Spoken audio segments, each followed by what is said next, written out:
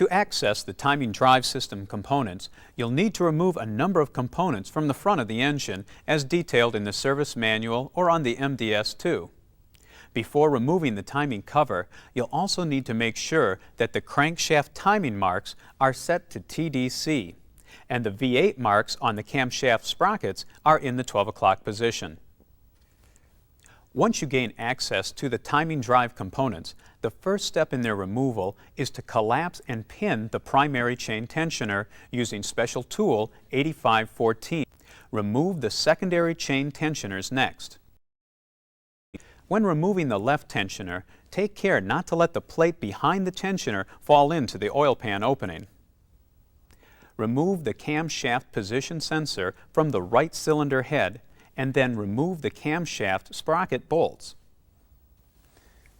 To remove the sprockets, hold the camshafts on the tube part between the lobes. Take care not to contact the lobes and never hold the right camshaft with the tone wheel.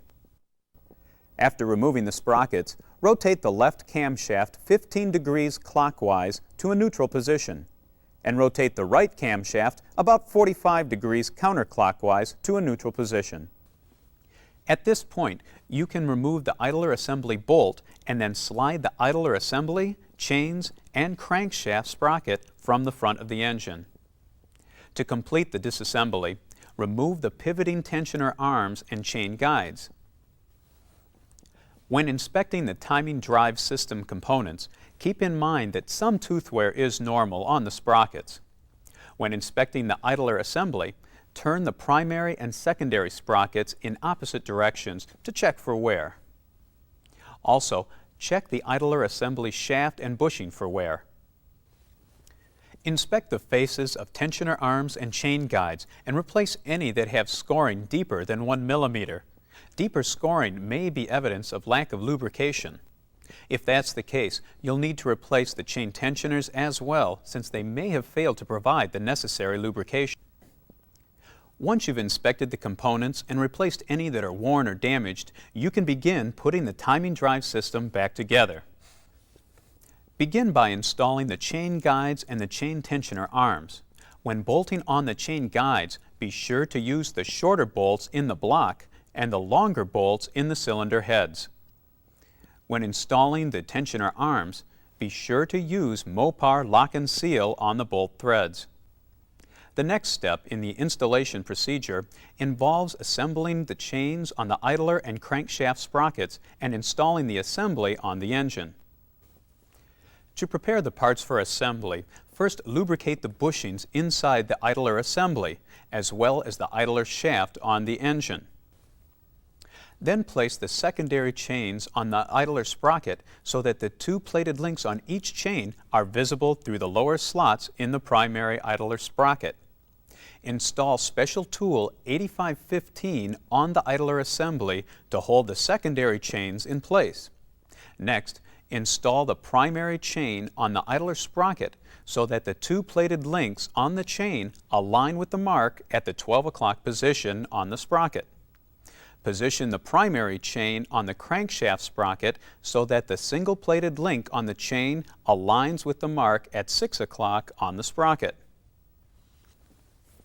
At this point, you can install the secondary chains, idler assembly, primary chain, and crankshaft sprocket on the front of the engine.